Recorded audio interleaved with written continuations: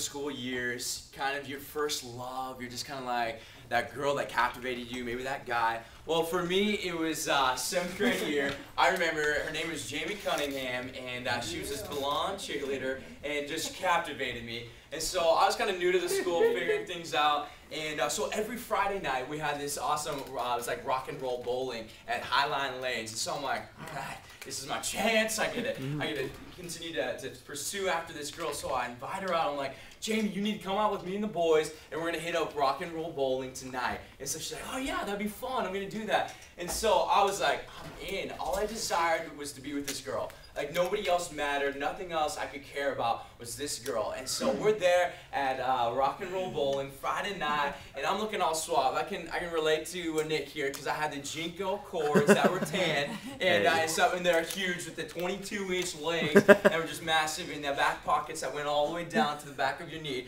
And so and I was just balling with my rusty T-shirt. It was good. And so I was hanging out, and there I was. And I remember getting up, getting ready to bowl and stuff. And so I was kind of a little guy, and so I couldn't really handle the 10-pound ball or the 8-pound ball. So I got the 6-pounder and stuff, and so I get up there. Well, if you know anything about bowling balls, the 6-pound balls have like the little hand or the little finger holes. So I get up there and I'm drying my hands on the little thing, and I get my ball and get my 2 fingers in, and my thumb kind of goes until the knuckle, and so it's just kind of placed there. It can't go in all the way, so it's fine. So I get up and I'm getting ready to go, and I get lined up with black dots. Check over, there's Jamie looking at me. It's my time to shine. And so I go and I pull back. Once I pull back, my Jinko cords get under my little foot, full on fall. But as I fall, I have my ball, and it kind of lands like I'm trying to catch myself, and I'm still holding the ball. My thumb gets lodged in the ball. No. So I get back up and I'm holding it, and I'm like, trying to pull it out, and I'm frantic, and I'm looking over, and there's Jamie looking at me, and everybody's laughing, and so I just freak out, and I go to the bathroom, and there I continue to get the ball off my hand as I put cold water over it and some soap, and so we got it taken care of.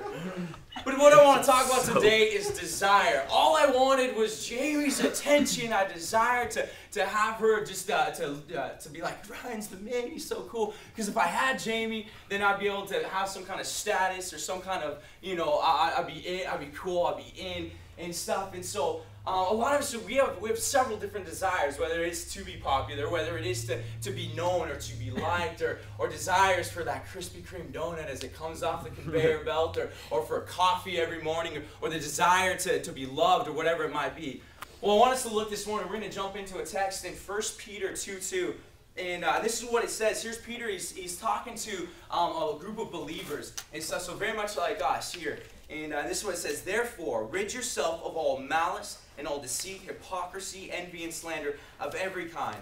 It says, like newborn babies, crave pure spiritual milk, so that by it you may grow up in your salvation. Now that you have tasted that the Lord is good. I want us to kind of focus on this idea of crave, desire, long for pure spiritual milk and stuff. And so this isn't like in 1 Corinthians, where it's in 1 Corinthians 3:2, where it talks about milk is for the nourishment of a baby, and then you can continue to have solid food and growing up into a maturity. This isn't talking about like that you're immature and that you're getting fed this milk. No, it's this pure spiritual milk is this desire for the Word, this desire, just the authenticity of the Word of God and stuff, and crave and pursue after that.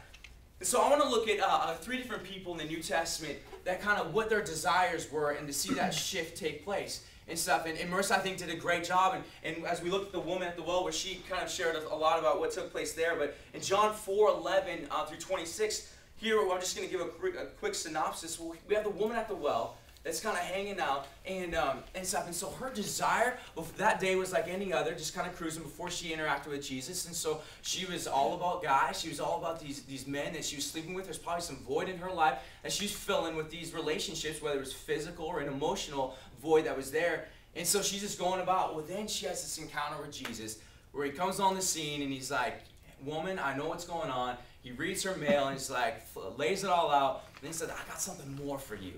I got this living water that can provide so much more for where you're at and different things. And so she came into this situation with one kind of desire for her own selfish gain, very much like myself, as I was at the bowling alley and I wanted this girl and I was just all about myself. But yet she encountered Jesus and this change took place where she runs back to her town. She's telling him that this Messiah's here, this guy, Brett, he knows all about me and different things and stuff. Another person I want us to look at is in Luke 15. I talked about this in my last message, and is the lost son. Well, here the younger son it's verses 11 to 31. Here the younger son is his desire is to just go out and be a part of some wild parties and wild living is what the word says. And his desire is just to have fun and be crazy and just live life to the fullest. Well, obviously that gets to a point of where it's no longer bringing him any happiness or anything, and he runs out of money, and he runs out of resources, and he gets to a place that he just hits rock bottom. Then he comes back to his father, and his father kind of takes him in. Well, once he had a desire to go one way, where then he came back to his father, and his desire completely shifted again. Then I want us to look at a third person in the New Testament here in Mark 12, 41 through 44. This is where Jesus is kind of observing this offering that's being taken. And so here these wealthy people are bringing the offering, and they're putting in a substantial amount of money, a lot of money. Then here's this widow woman that's poor that comes in, and she gives her 2 copper coins, and she throws it in. And here's this woman that her desire is to give God everything. Her desire is to kind of just lay it down and says, God, here's all that I am. And stuff. And then Jesus obviously calls over the disciples. He's like, check this out.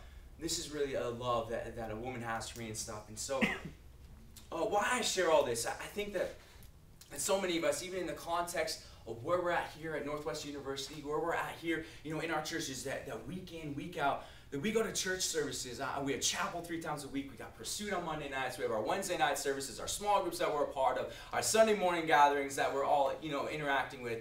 We have church. And yet sometimes church becomes just this like, I just got to do it. I got to go and I've got to be a part of it and different things.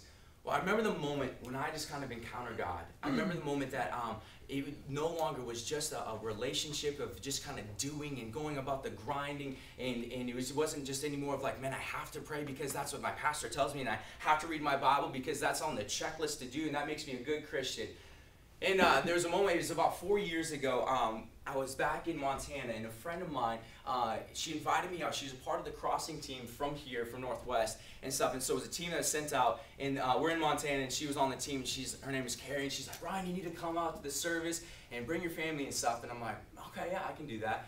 And so I had my mom, and I was like, Mom, my mom's not saved, and then stuff doesn't know anything about church. And I was like, Mom, hey, Carrie's coming in. She's doing a concert. And she would love for you to come out. And so I'm kind of coercing her and being like, hey, it's not really a service or different things like that, but she would love for you to be there. Because I grew up with her, went to high school and stuff. And so here me and my mom and my little brother, we go to church. And that Saturday night before the service, we just got together and we had this prayer time. And it was one of the most dynamic moments I ever had with God up to that point. Of where I kind of went in and I was like, oh yeah, we'll pray, a little bit and kind of hang out and stuff. But it turned into like a 2